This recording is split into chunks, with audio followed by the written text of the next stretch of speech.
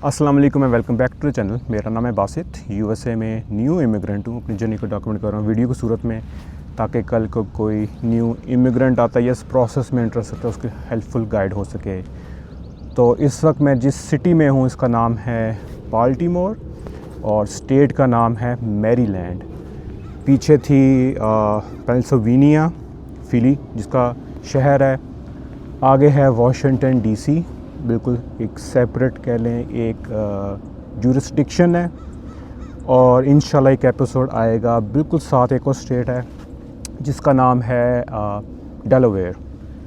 तो जब तक ये हमारी सीरीज़ एंड होगी ईस्ट कोस्ट वाली, हम इंशाल्लाह 7 या 8 स्टेट्स को कवर कर चुके होंगे।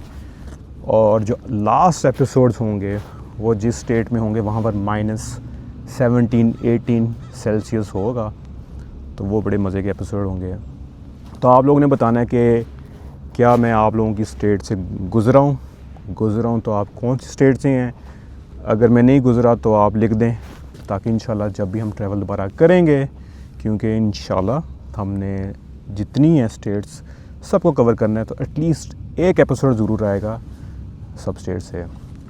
तो जो मेन सीरीज़ है, ये जो एपिसोड है वो है आपके सवालात मेरे ख़यालात। तो उसके बेतहाशा पार्ट्स पहले आ चुके हैं, यहाँ पर कार्ड्स आ रहे होंगे। आज की वीडियो में अगर आपके सवाल का जवाब नहीं मिलता तो पहले वो देख लें पार्ट्स, अदरवाइज़ कमेंट सेक्शन में लिखें तो इंशाल्लाह आने वाली वीडियोस में उसको भी एड्रेस कर लेंगे। मौसम बड़ा हेज़ी सा हुआ है, सर्दी में थोड़ी सी कम शिद्दत है, लेकिन आप फिर भी देख सकते हैं लेयरिंग फुल चल रही है। ग्लव्स और ये इन चीज़ों के बगैर बहुत मुश्किल है, लेकिन फिर भी आज मौसम बहुत बेहतर है एज़ कम्पेयर टू कैलिफोर्निया। ठंड है, लेकिन जो भी बर्दाश्त में करके आ रहा हूँ फिली में, उस हिसाब से मैं कहूँगा कि अल्हम्दुलिल्लाह बहुत अच्छा मौसम है। तो इसलिए हम जल्दी से एक एपिसोड बना लेते हैं, इससे पहले या तो ठंडी हवा आना शुरू हो जाए या बर्फ़बारी स्टार्ट हो जाए इस एरिया में भी। तो आ जाएँ, पहले कमेंट पर आते हैं।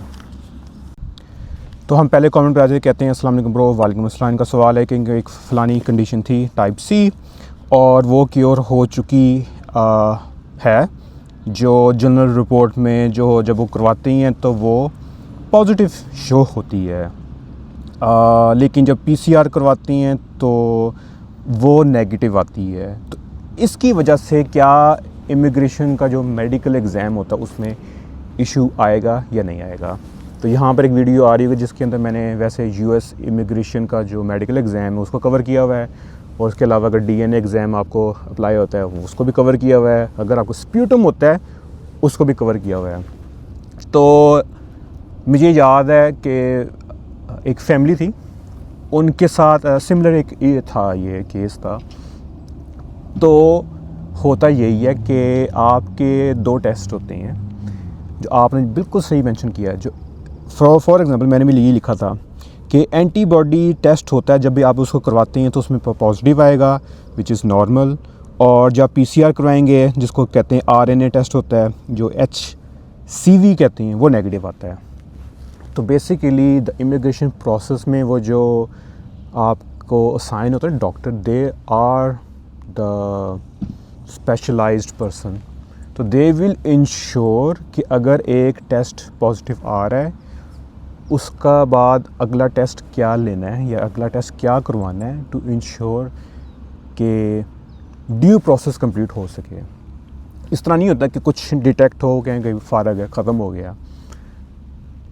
एग्जाम्पल के तौर पर जिन लोगों का स्पॉट शो होता है फॉर द टीबी, वो ये तो नहीं होता स्पॉट शो हुआ उनको, अगर ख़त्म हो गया आप निकल के प्रोसेस है, उनका स्प्यूटम होता है एंड सो ऑन। जिनका थायराइड का इशू होता है और बहुत से और इश्यूज़ होते हैं, they are secondary and third screening हर चीज़ की होती है। तो मैं लोगों को जानता हूँ जो जिनको सिमिलर प्रोसेस से हुआ डिटेक्शंस होती हैं, एज़ लॉन्ग एज़ आप पब्लिक एट लार्ज को कोई थ्रेट ना हो तो वो आगे भेजते रहते हैं। तो again I am not a expert, मैं इस प्रोसेस से नहीं गुजरा हुआ, लेकिन मैं सिमिलर केसेस को जानता हूँ कि एज़ लॉन्ग एज़ आपके पास कोई एक्टिव कोई चीज़ ना हो, ज़बरदस्त भाई, एज़ लॉन्ग आपके पास कोई एक्टिव चीज़ ना हो तो वो आपको आगे भेजती रहती हैं। तो मैं उम्मीद करता हूँ कि जो आपके सवाल का जवाब है वो एड्रेस हो रहा है। अपना ख्याल रखिएगा। अगले कमेंट पर आते हैं, वो कहते हैं कि जो इनका वीज़ा है ना वो 120 दिन के लिए वैलिड है। इसकी मोस्ट प्रॉबिलिटी जो होगी ना, कि जो रीज़न होगी वो ये होती है कि आपका जो मेडिकल होगा ना वो एक्सपायर हो रहा होगा 120 दिन के बाद। अब अगेन ये भी एक ना कंफ्यूजन है। जो नई कह लें रेगुलेशन है for the I-693 the medical exam, वो कहती है कि मेडिकल एग्ज़ाम एक्सपायर नहीं होता, लेकिन मैंने फिर भी देखा है कि लोगों के मेडिकल एग्ज़ाम एक्सपायर हो रहे होते हैं। तो बढ़िया, अगर आपका एक्सपायर हो रहा है 120 दिन के बाद, आपने मेक श्योर करना है कि उस एक्सपायरी से पहले आपने ट्रैवल करना है टू USA। ये रूल होता है। तो अच्छी बात है, हमने वो एक्सपायरी रीड कर ली है। और अगर मैं आपके शूज़ में होता तो मैं तो भाई 120 क्या, मैं तो 20 दिन में ही फ्लाई कर जाता। तो मैं उम्मीद करता हूँ आपका जो सवाल है वो एड्रेस हो रहा है। अपना ख्याल रखिएगा। अगले कमेंट पर आते हैं, कहते हैं ब्रदर प्लीज़ टेल के पोर्ट ऑफ एंट्री से पहले सिर्फ पासपोर्ट मांगा था आपसे। ऐसे ही है, हमारी पोर्ट ऑफ एंट्री जो थी वो थी सैन फ्रांसिस्को एयरपोर्ट थी, क्योंकि हमने फ़्लाई किया था कतर एयरलाइन से। अगर वो आप वीडियोस देखना चाहते हैं, पूरी जर्नी मैंने डॉक्यूमेंट की हुई है। फ़र्स्ट काउंटर पर आए, उन्हें वो पासपोर्ट लिए, सवाल पूछे, उन्हें वीज़ा देखे।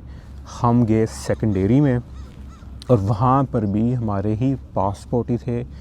और बाद में ऑफिसर ने पूछा कि आप हमें कोई एड्रेस दें जहाँ पर आपके green card and social security card आएंगे। तो फिर मैंने वो पेपर पर लिखा हुआ था पहले से, वो पेपर दे दिया था। तो हमसे सिर्फ जो है पासपोर्ट मांगे, और उन पासपोर्ट्स के एंड पर एक स्पेशल पेपर अटैच था, कार्ड था।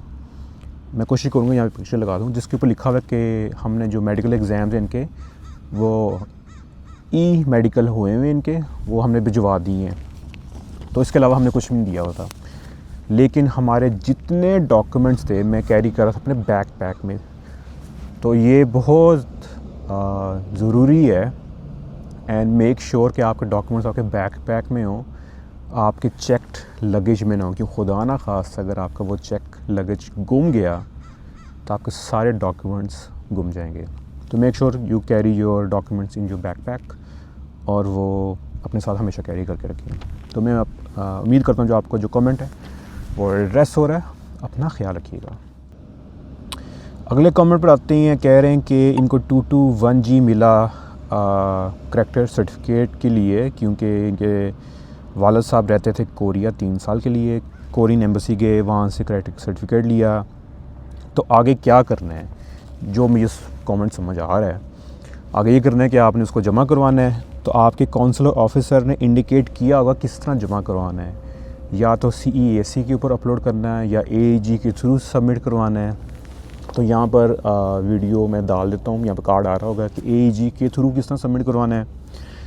आई वुड से कि ऑनलाइन भी अपलोड कर दें CEAC के ऊपर, AAG के थ्रू भी कर दें। और अब जो है US एम्बेसी का वीज़ा नेविगेटर, इस्लामाबाद एम्बेसी का, उसके थ्रू एक इंक्वायरी भी डाल दें। तो बेसिकली आपने इंश्योर ये करना है कि आपने अगर वो डॉक्यूमेंट रिसीव कर लिया है, एम्बेसी भिजवा दी है, तो उनको बताना है कि भाई ये प्रोसेस हमने कंप्लीट कर ली। अब अगला आप जो है वो कंप्लीट करें एडमिनिस्ट्रेटिव प्रोसेसिंग। 221G वही होती है, AP लगी हुई बेसिकली आपको। तो इसी से लोगों को, दूसरों को मैं यही कहूँगा कि अगर आप कभी भी 6 महीने से ज़्यादा कहीं पर रह के आए हुए हैं किसी भी कंट्री में, तो मेक श्योर वहाँ का करैक्टर सर्टिफिकेट जो है या पुलिस सर्टिफिकेट जो होता है वो हमेशा अपने साथ कैरी करें टू द इंटरव्यू, या इंटरव्यू से पहले सबमिट कर दें। अदरवाइज़ ये 221G आपको हमेशा लग जाएगा। तो मैं उम्मीद करता हूँ जो आपका जो कमेंट है वो एड्रेस हो रहा है। अपना ख्याल रखिएगा। अगले कमेंट पर आते हैं, अस्सलाम वालेकुम ब्रो। वालेकुम अस्सलाम। कह रहे हैं कि डिजिटल मार्केटिंग की जॉब्स USA में हैं, एनी आइडिया? जॉब्स तो हर तरह की हैं USA में। अगर आप समझना चाहते हैं किस तरह की जॉब्स हैं या नहीं हैं, 3-4 वेबसाइट्स हैं, इंडीड, जिप रिक्रूटर, लिंक्डइन और अभी 3 याद आ रही मुझे। इन पर जाएं, इन पर जाकर सर्च करना शुरू कर दें तो you will be able to see कि किस तरह की जो जॉब्स हैं वो यूएसए में हैं। देखिए, अगर यूएसए में जॉब नहीं आपको मिलनी तो कहाँ मिलनी है। यूएसए की इकॉनमी हो गई या जॉब मार्केट हो गई, इट्स द मोस्ट हैपनिंग, तो मोस्ट प्रॉब्ली होगी। जो की वर्ड्स होंगे उनको चेंज कर लिएगा, लेकिन कोई ना कोई जॉब होंगी। तो या इन वेबसाइट्स पर जाएं, सर्च करें। तो या बेस्ट ऑफ लक। तो मैं उम्मीद करता हूँ जो आपका जो कमेंट एड्रेस हो रहा है, अपना ख्याल रखिएगा।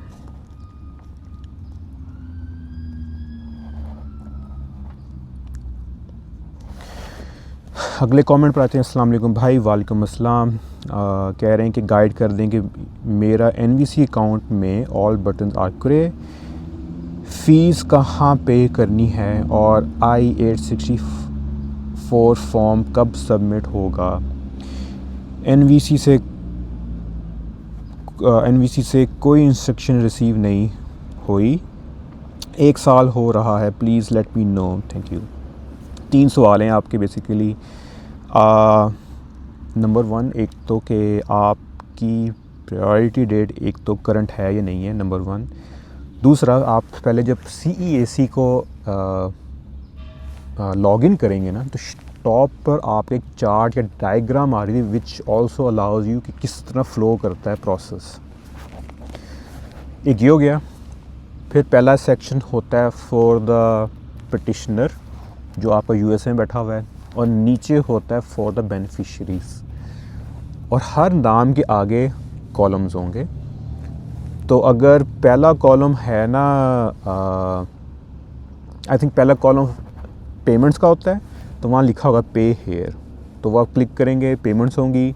पेमेंट्स करेंगे तो DS-260 ओपन हो जाते हैं, DS-260 सबमिट करेंगे, फिर डॉक्यूमेंट्स आ जाते हैं। तो वो आपको ख़ुद गाइड करता है स्टेप वाइज हर कॉलम में। इसी तरह ऊपर जो आपके अगर वो है ना पिटिशनर्स हैं, उनको भी स्टेप वाइज करता है।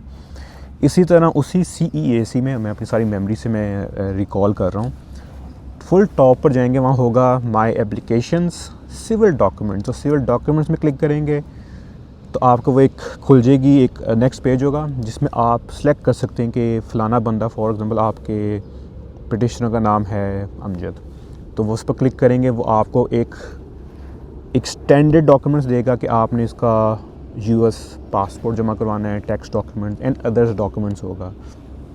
तो वो गाइड खुद करता है। अब मुझे नहीं पता कि आपने वो स्टेप्स स्किप कर रहे हैं, आगे क्लिक करने की कोशिश कर रहे हैं कि क्यों, क्या चक्कर है, लेकिन वो डैशबोर्ड जो है वो ख़ुद आपको गाइड करता है, और ये सब कुछ इधर ही हो रहा होता है। अब मुझे ये भी नहीं पता कि आपकी प्रायोरिटी डेट करंट है, नहीं है, क्या हो रहा है, कौन सा केस है, केस कैटेगरी क्या है। जैसे 864 जो होता है, ये एफिडेविट ऑफ सपोर्ट है, ये आपके पिटिशनर ने जमा कराना है, ये भी अभी होता है। सारी जो DS-260 की पेमेंट्स होती हैं, ये भी अभी होती हैं। 864 की पेमेंट भी अभी होती है, 260 भी अभी सबमिट होता है, सिविल डॉक्यूमेंट्स भी सारे सबमिट होते हैं। So everything is gonna be happening at this stage. तो मैं उम्मीद करता हूँ आपका जो सवाल है वो एड्रेस हो रहा है, क्योंकि ये मेमोरी से मैं रिकॉल कर रहा हूँ। तो अगर फिर भी कोई फॉलोअप बनता है, एक सेपरेट कमेंट कीजिएगा, क्योंकि इसी को रिप्लाई करेंगे ना तो मुझे नज़र नहीं आएगा। और जब भी मैं कोई कमेंट को एड्रेस करता हूँ तो मैं उसको रिप्लाई कर देता हूँ कि आपके सवाल का जवाब जो है इस वीडियो नंबर में है, तो आपको पता लग जाएगा कि मैंने आपके सवाल को एड्रेस कर दिया है इस वीडियो में। तो मैं उम्मीद करता हूँ कि आपको आज की ये वीडियो पसंद आई होगी। वीडियो पसंद आई, hit the like button, channel को सब्सक्राइब करें, hit the notification bell icon. यहाँ पर मेरा इंस्टाग्राम पेज आ रहा है जिसके ऊपर लाइव वीडियो से दिखा रहा होता हूँ।